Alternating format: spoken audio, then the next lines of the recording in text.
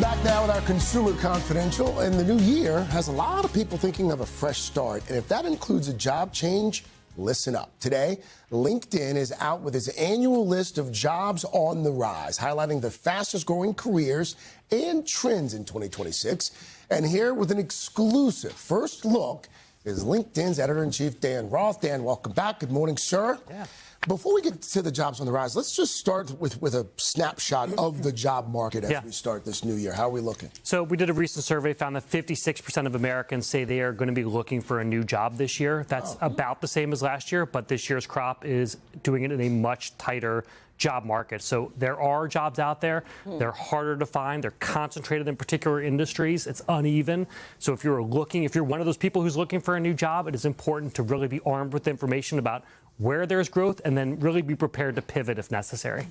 Dan, every time I talk to you, AI is top in the list of jobs. I imagine that's still the case? Still very much the case. So massive investment in AI, in the technology and in the infrastructure, that's leading to sustained hiring demand for AI roles. Now, what's cool this year is that we are seeing it's not just in technical roles, but it's spread out in strategy, operations, even real estate, planning. So there's lots of ways into the hiring boom. Now, at the very top of the list, you can see these are all kind of more technical roles around building, refining, deploying AI systems. So if you're an AI engineer, #1 job on the rise this year. If you were an AI researcher, you're seeing that at #5. #2, AI consultant or strategist, and then a data or content analyst. So this is really helping refine the systems.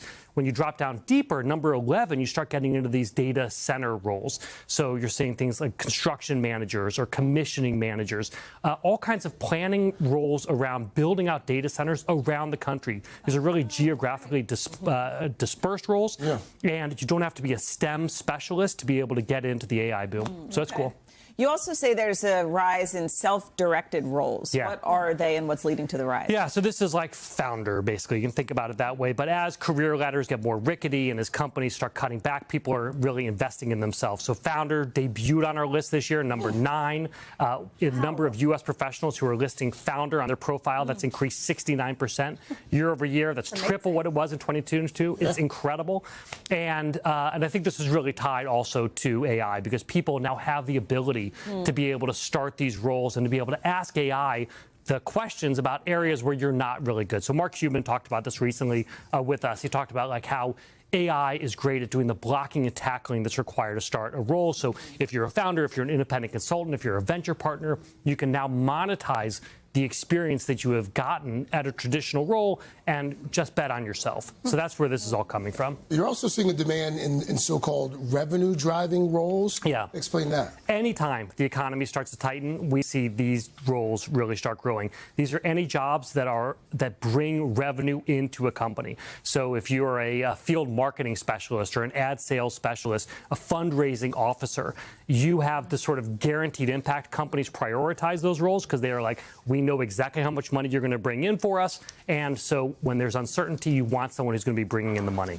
Some of these things sound kind of daunting, like AI or founding a company. But if you want to make a change to something that you're hearing right now, how do you do that? Yeah, it's a great call. It's a great question. Really, the key is rethinking what you're doing, not as a job, but as a set of skills. So you want to understand what are the skills you're great at. I'm a great storyteller. I'm really great at analyzing data. And then once you know your skills, you go to the jobs on the rise list, you see where the demand is because the demand is super uneven, and then start working backwards. What are the skills that are required to be a construction planning coordinator or an independent analyst? What are the skills that I have that will get me there? Then you want to start doing storytelling. How do my skills relate to the skills that are required to do this job? You put together a new profile, in your cover letter, you explain it really clearly. You got to help employers understand why you can do this job, even if you've never done it before. It's all about the skills. Dan Roth, you so always helpful bring as always. Really. Thank you. Thanks for having me. Thank you. When we get fired, you're our first call. Lots of jobs. Everyone can do this. You're our first call. I like that you're just like laying the groundwork Just right now. a matter of time. All right. Hey, thanks for watching. And don't forget, you can catch the Today Show every morning on NBC or take Today when you're on the go. Just follow the Today podcast on Apple Podcasts, Spotify, or wherever you listen.